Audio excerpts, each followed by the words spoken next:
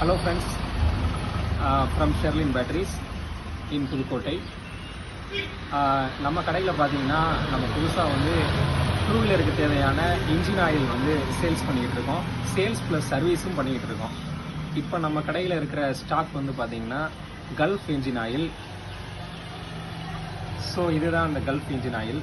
இது வந்து gulf chip அப்படின்னு சொல்லுவாங்க.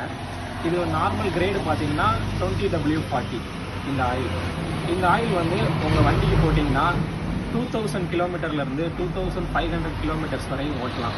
அந்த அளவுக்கு இன்ஜின் வந்து நல்ல லூப்ரிகண்ட்டாக இருக்கும்.